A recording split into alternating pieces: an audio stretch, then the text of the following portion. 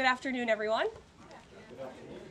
We are now in day 3 of the Democrat-led government shutdown.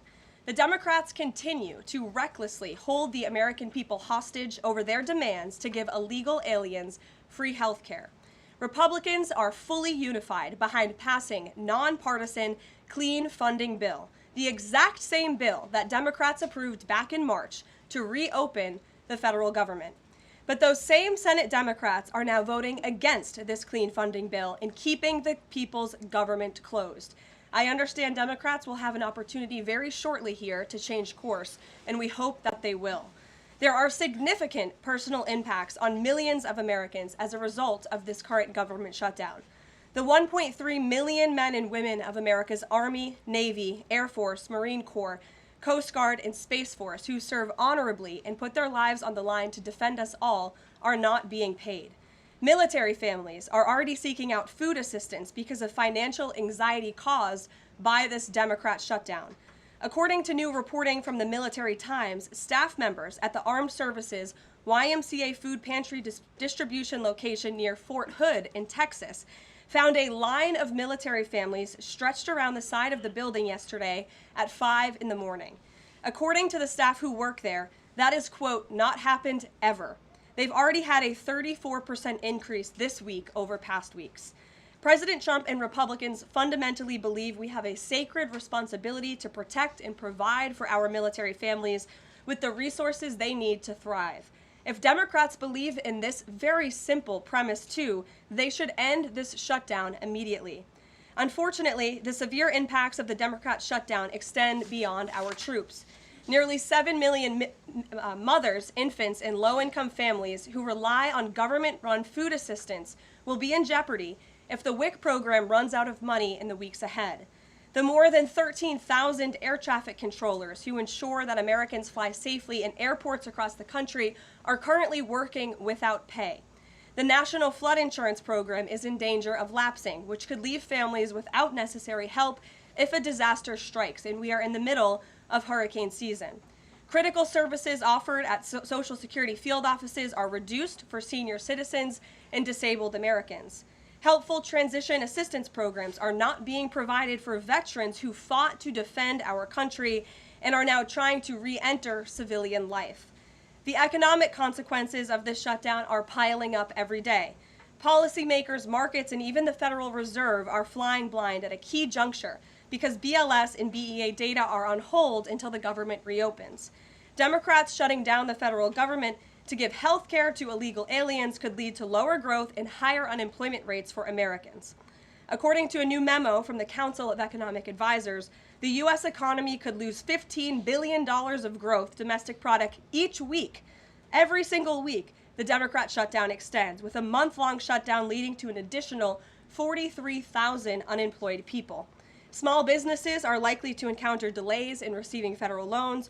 Mortgage applications will likely shrink. And just this morning, Business Roundtable, an association of more than 200 CEOs of Americans' leading companies representing every sector of the U.S. economy, put out a statement urging Congress to pass the clean CR that will once again come before them in the Senate floor in just a few moments. Quote, a fully functioning government is essential for American businesses, workers, and consumers, while policymakers continue working on a full-year funding package and other pressing issues. Again, that is a quote from the Business Roundtable. What's clear is that the Democrats' actions account to an intentional sabotage of our country and our people by shutting down our government. This madness must end. President Trump and Republicans are calling on Democrats to reopen the government immediately on behalf of the American public. All we need are 5 Democrat senators to do the right thing and to stop this shutdown. Call your Democrat senator and tell them to vote yes to reopen the government. On another matter, despite the Democrat shutdown, President Trump's efforts to make America safe again continue. President Trump believes that American cities should be the safest places on earth, and he is committed to making this a reality. We've already seen that President Trump successfully made D.C. safe again in only a few weeks. That same crime crackdown will continue to happen in cities across the country and is happening in Portland, Oregon. President Trump will end the radical left's reign of terror in Portland once and for all. The president has directed Secretary Hegseth to provide all necessary troops to protect war-ravaged Portland and any ICE facilities under siege from attack by Antifa and other left-wing domestic terrorists. What's been allowed to happen in Portland, and we saw disturbing video footage of this last night, this is not peaceful protesting, this is left-wing anarchy that has been destroying this great American city for years, leaving police officers battered, citizens terrorized, and business properties damaged. Since early June alone, Antifa terrorists have laid siege to the ICE field office in South Portland. These radical left-wing lunatics have violently breached the ICE facility by using a stop sign as a battering ram, hurled explosives and other projectiles at law enforcement, repeatedly assault and dox officers, berate their law-abiding neighbors, and have even rolled out a guillotine in front of the ICE facility. And more people should be reporting on that. President Trump has sent federal law enforcement to protect federal assets and arrest those fueling this violence. Just last night, we saw an extremely troubling incident where conservative journalist Nick Sorter was captured on video being taken into custody by the Portland police after he was ambushed by Antifa and was defending himself from these assaults. But instead of arresting these violent mob members night after night after night who are ravaging this community, the police arrested a journalist who was there trying to document the chaos, and everyone in this room should be extremely concerned about that. The Department of Justice spoke with that journalist this morning, and they will be launching a full investigation into his arrest. This incident is part of a troubling trend in Portland where left-wing mobs believe they get to decide who can visit and live in their city. It is not their city. It is the American people's city, and President Trump is going to restore that. I just spoke with the president about this, and he has directed his team here at the White House to begin reviewing aid that can potentially be cut in Portland. We will not fund states that allow anarchy. There will also be an additional surge of federal resources to Portland immediately, including enhanced CBP and ICE resources. Law and order will prevail, and President Trump will make sure of it. With that, I'll take your questions, and we will begin today's briefing with our new media seat, Amanda Head from Just the News. Amanda, thank you for being here. Thank you, Karoline. On that most recent topic that you mentioned, reportedly Portland police have not been able to engage protesters to the degree that they normally would. Does the president plan on handling this from that angle as well with city leaders? Yes. From our understanding, the law enforcement that we have here in the Homeland Security Task Force, I spoke with them this morning, and what they're seeing is that unfortunately, local police has been restricted from responding or cooperating at all with federal authorities, which is completely absurd. We have surged federal law enforcement personnel to this city to restore law and order and to work alongside local law enforcement. And we've seen the benefits of this in Washington, D.C. And all of you live here, so you can agree Washington, D.C. is and feels much safer because of the cooperation between federal and local law enforcement. They can and must be working together, and we think it's despicable that these local elected officials who swear an oath to protect their people are preventing law enforcement from doing their jobs on the ground. So that's why the president has directed his team here at the White House, and they are already on it to look into how we can cut funds. And the president wants to work with anyone. If the mayor of Portland were to call him right now and say, "Mr. President, please help us," I am sure the president would be willing to do that. He is genuinely serious about wanting to restore order in America's cities. But it's become apparent that the local and elected officials in Oregon do not feel the same, and that's very unfortunate for the people who live there. And then one more question on the government shutdown. Should there be some type of scheduled layoffs to maybe entice Democrats to come to the table, like every hour another agency, another 100 pink slips? I'm sure Russ Vought has a list of folks ready to go. Well, look, the Office of Management and Budget, as we've said repeatedly, is working with the agencies and our cabinet secretaries to identify where cuts unfortunately can and have to be made. And again, we understand there's another vote happening on the Senate floor in an hour. Maybe if Democrats do the right thing, this government shutdown can be over. Our troops can get paid again. We can go back to doing the business of the American people. But if this shutdown continues, as we've said, layoffs are an unfortunate consequence of that. And Russ Vought has been in contact with our cabinet secretaries at their respective agencies to discuss that. Thank you, Amanda. Kelly. How would this administration define what makes a Democrat agency, which agencies, and what constitutes being a Democrat agency? I think this administration has been very clear, Kelly, that we're not going to tolerate waste, fraud, and abuse in our government. And we've also been very clear to point out when agencies or when programs do not align with this administration's values of putting our country first. You've seen that with USAID and in various other cases where there's been cuts made or funding has been slashed. And so, again, unfortunately, we're having to do a massive review of the bureaucracy to be good stewards of the American taxpayer dollar. And it's the Democrats who have forced the White House and the president into this position by voting to shut the government down. You've talked about thousands likely layoffs coming. Do you have an update on the timeline for that? How quickly, and if the government is restored to funding and back in operation, will that list of potential layoffs still be on the table? Look, as I just stated, the Office of Management and Budget is in constant communication and contact right now with our cabinet secretaries and agencies across the board to identify, unfortunately, where layoffs have to be made and where cuts have to happen.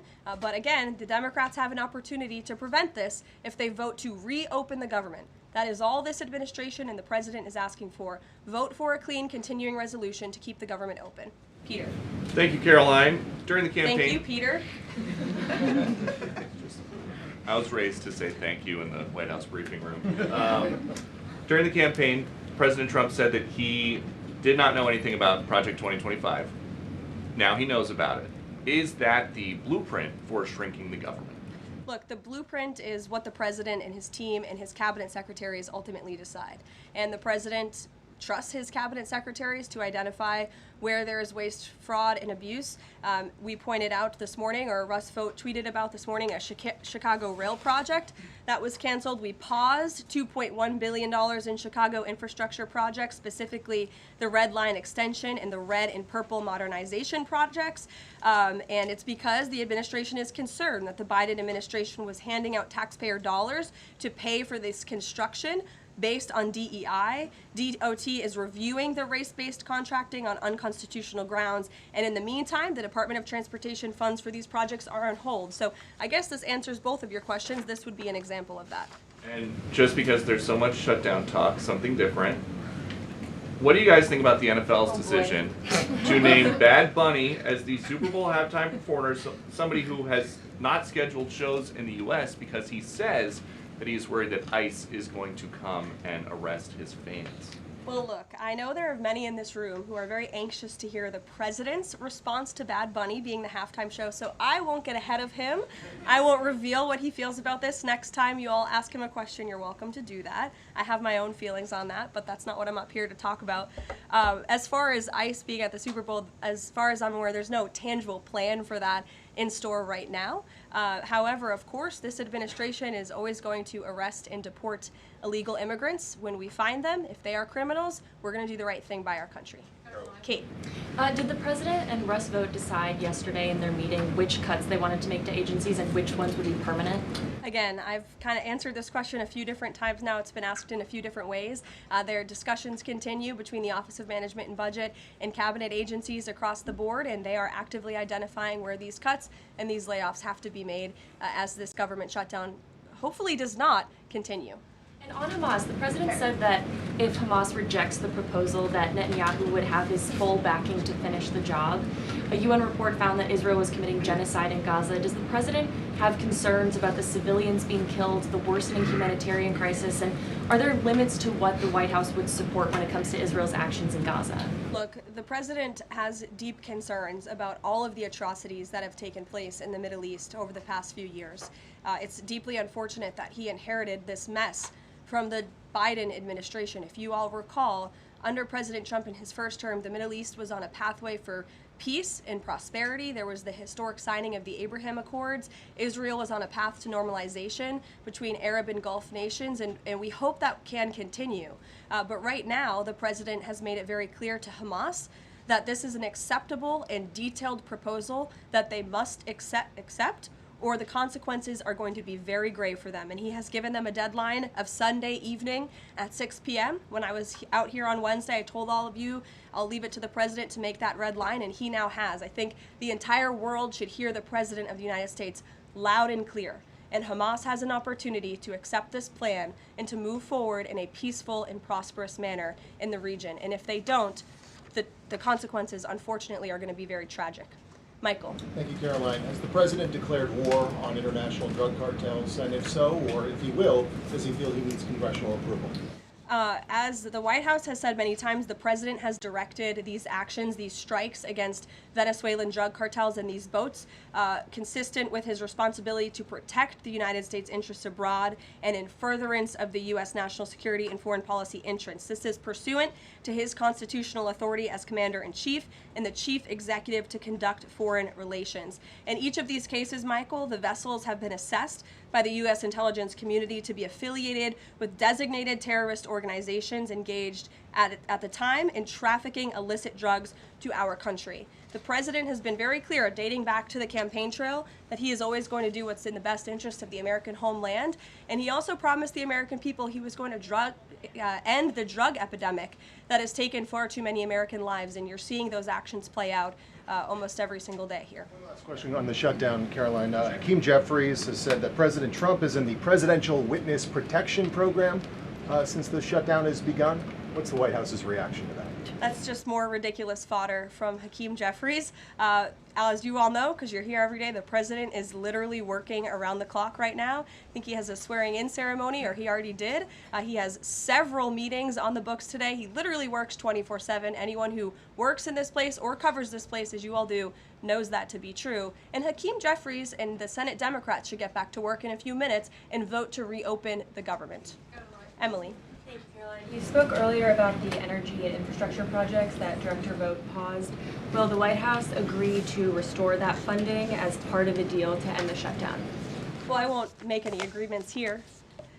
Senate Republicans are talking with their colleagues on the Democrat side, but right now, Russ Vought is doing what he's been tasked to do in the midst of this government shutdown, which is to look at funds that need to be temporarily halted or need to be canceled. And Chicago is just another example of that. Caroline. Go to Libby in the back. Thank you, Caroline. I have two questions for you. One on the FDA, but first on the shutdown. Sure. Will the administration, if this government shutdown ends, still move forward with firing thousands of federal workers? Look, as I've said repeatedly, Libby, right now we want the government to be open. Layoffs are an unfortunate consequence of a government shutdown, and it's something the administration is examining. If the government is reopened, we're going to get back to doing what we were doing last week and the week before, working on the issues that the American people care about. And then on the FDA, they just approved that new abortion pill, and it's causing a lot of uproar among Republicans.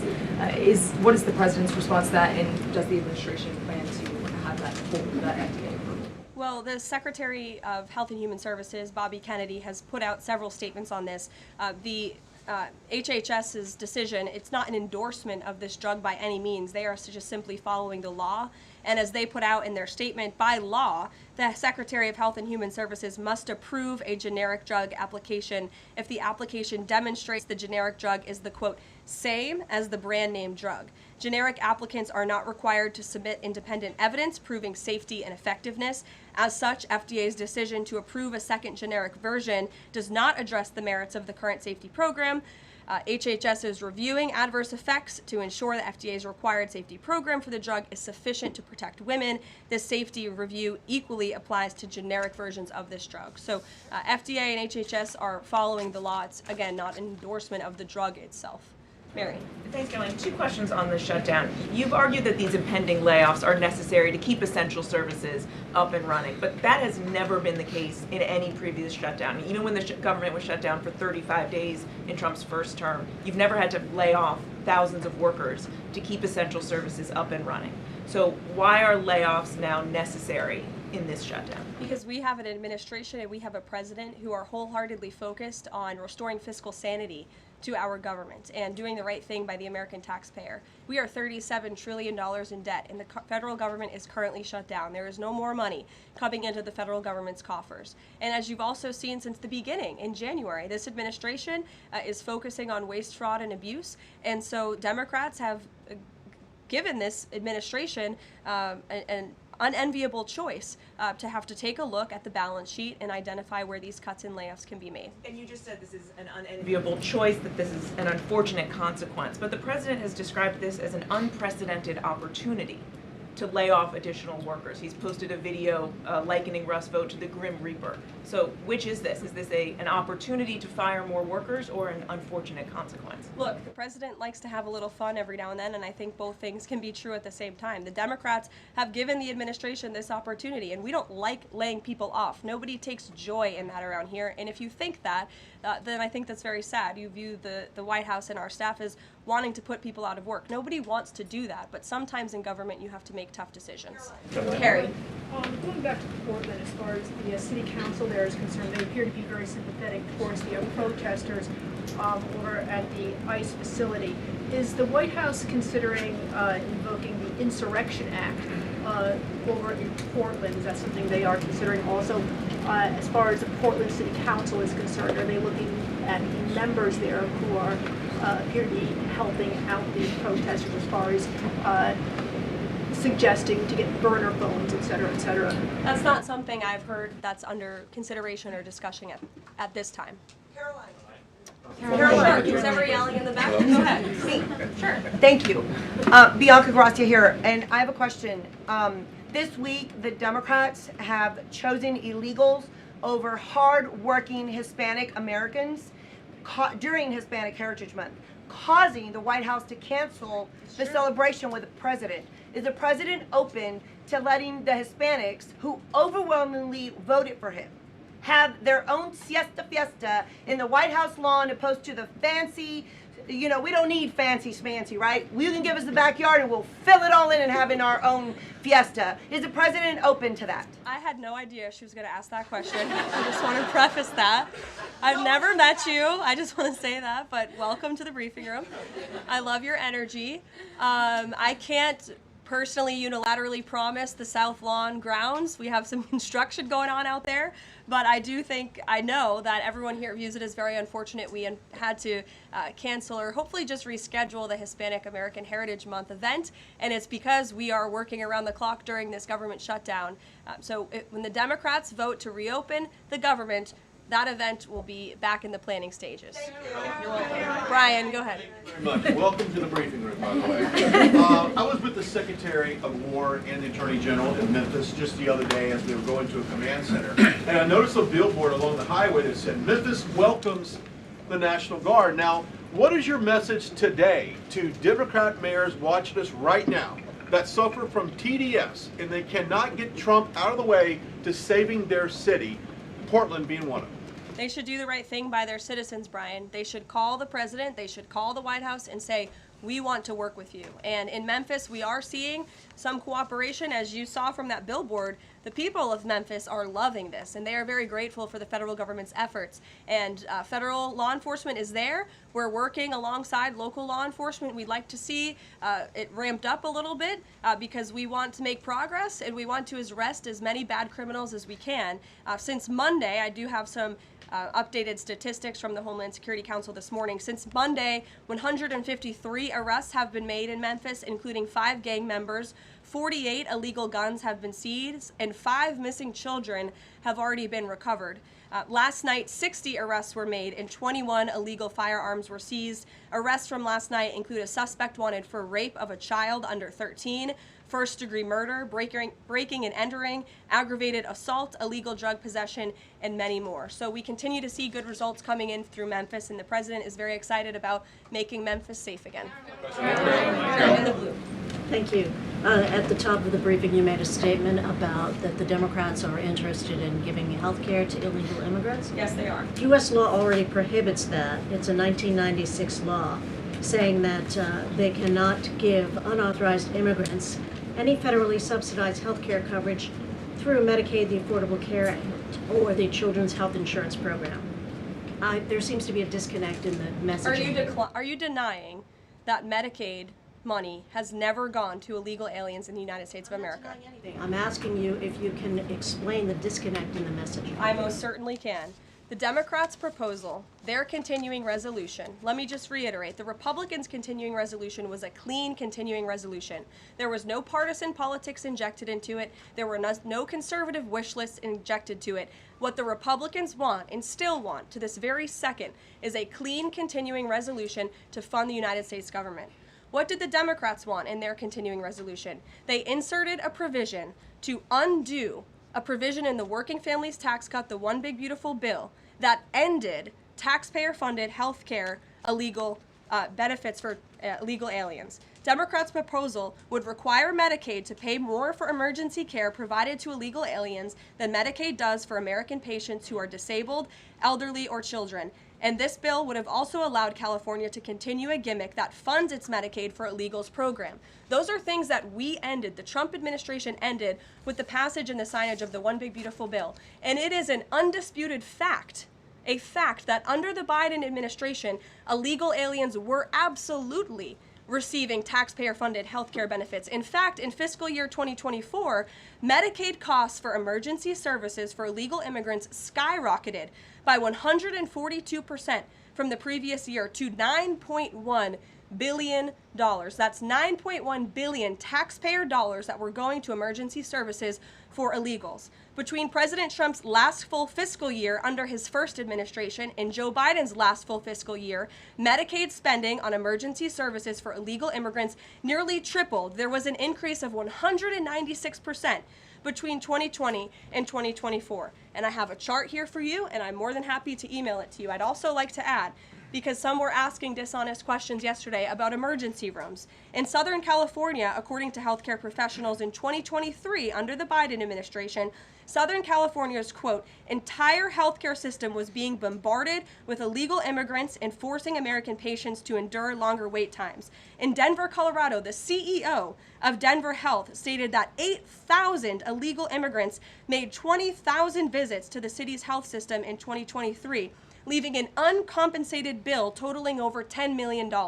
So when an illegal alien goes to the emergency room, who's paying for it? The American taxpayer. The main safety net hospital in Denver had to turn away patients due to the massive influx of illegal immigrants into the community, and UC Health Hospitals in 2024 reported their system was under stress from an increasing number of migrants. As a result, according to the head of emergency departments and urgent cares across the hospital system, quote, access is impeded for everyone. These are healthcare professionals who dealt with this directly, and there's a lot more where that came from. It is an undisputed fact that Democrats want to give taxpayer-funded healthcare benefits to illegal immigrants, period. Ed. Yeah, thank you, Karoline. Is the president talking directly to Democratic senators to try and get their vote for a clean CR?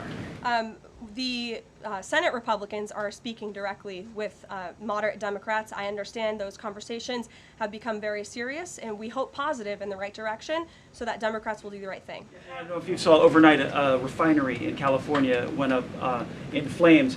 Is the president going to help the governor should gas prices spike, or could he help the governor? Look, I know the administration and the White House are aware of that situation that took place. I don't have any announcements for you, Ed, on that. Has the president seen the first draft of the commemorative coin that the Treasury is doing for the 250th anniversary? It has his face on it. Oh, I'm not sure if he's seen it, but I'm sure he'll love it. Kara. Thank you, Caroline. It's now being reported that former President Biden's DHS and TSA placed peaceful January 6 protesters and even Americans who refused to wear masks during COVID onto watch lists usually reserved for terrorists. Most of these people were not charged with crimes. Does the White House have a comment on the prior administration violating the free speech and due process of these Americans? And where is the outrage from the left that claims to stand for due process and free speech? And after that, I have another question about protecting journalists from Antifa. Sure. Well, Kara, to your first point, please send me that report. That's certainly very concerning. I haven't seen it myself, but if indeed that was happening, it's something I'm sure the Department of Justice and the FBI would deem worthy of looking into. Journalists, as you mentioned earlier, are being increasingly attacked by leftist protesters.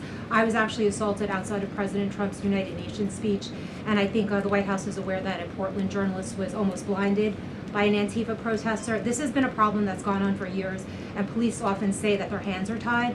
Does the White House have a plan or plan on issuing a statement maybe discouraging this violence against journalists out on the street like me and so many others in this room? Well, I hope that my statement earlier in the briefing served that purpose, but of course we condemn violence against anyone in this country, and journalists as well, who are exercising their First Amendment right. And there have been so many incredible independent journalists across the country who have gone undercover within Antifa and really have come to understand how this is a growing domestic terrorism threat inside of our country. And I would encourage maybe some of you in this room to get outside the Beltway and go do some of that undercover investigative reporting, because it is really incredible what they found. I met with one of them in my office yesterday, and they're doing very dangerous work in difficult circumstances, and Antifa is a very violent group, as you've experienced and that many others in the media have as well. Christian. Yeah, thanks, Caroline. Following up on Libby, sort of on the other side of the abortion debate, has the president abandoned his campaign pledge to mandate insurance coverage for IVF services? No. Was there any update on that? We flew by that May EO deadline for the White House to produce a plan. I literally just read a statement from the Health and Human Services on for Libby at least, as far as IVF goes. I'll check in with our policy team and we'll get you some updates. And then on Russia, how concerned is the White House that the Russian Navy seems to be escalating its provocation of NATO allies? I'm talking, of course, to the several close calls they've had with the Danish military during the EU leaders meeting in Copenhagen. It's something the administration takes very seriously, and we are constantly monitoring it. The National Security Council here at the White House is in constant correspondence with our NATO allies, and the president speaks to many of them as well. Caroline, we've seen a spate of gun violence in this country, both mass shootings. We've seen this Michigan church that was attacked, children being shot in pews in Minnesota. We've also seen politically motivated assassinations of Minnesota lawmakers, Charlie Kirk.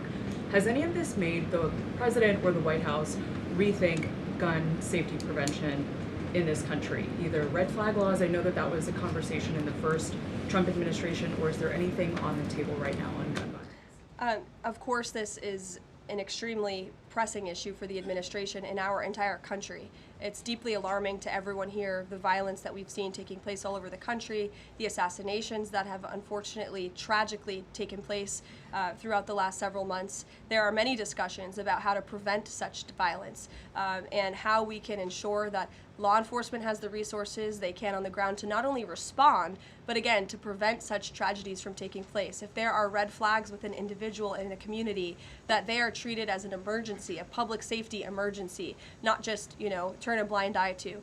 There's many other things we can do, but the administration and the president has always also made it clear he's always going to protect the constitutional right, the Second Amendment constitutional right of Americans to own guns. Would he advocate for Congress to pass a federal red flag law? Right now, they just incentivize states financially to have red flag laws, but I know Lindsey Graham has worked on this as a Republican. There are some Republicans that do support this kind of gun safety legislation. I don't want to get ahead of the president on any congressional action or any suggestion to Congress on that matter. Andrew. Thank you, Caroline. Two things. First, to follow up on something you said earlier about hospitals treating undocumented or illegal aliens. Is it the administration's position that hospitals should not have to treat people who come into the emergency department who are not here legally? No, that's not our position. Our position is that it's completely unacceptable that the Biden administration paroled and encouraged an invasion of tens of millions of illegal aliens into our country and then promised them free health care. And the Democrats are on the record repeatedly stating that they believe illegal aliens should have health care benefits, free health care benefits in the United States of America. So that is a recipe for a disaster. Of course you're going to encourage a mass illegal invasion of our country, which is exactly what happened. And we've seen the unfortunate consequence of that, where American patients are being put last, where American patients are having to wait in wait rooms, where grandmothers and grandfathers are waiting hours and hours for care because they're being put behind the line to illegal aliens. And we don't agree with that. We don't support that. That's why the administration is desperately trying to fix it and deport the tens of millions of illegal aliens that the Democrats and the Biden administration allowed into our country. And we'd love to continue doing that work so long as the federal government is reopened. And there are many federal law enforcement agents and officers right now who are working without pay. That's unacceptable. The Democrats need to reopen the United States government, and we hope that they will do the right thing on the Senate floor in just a few moments. Thank you, everyone.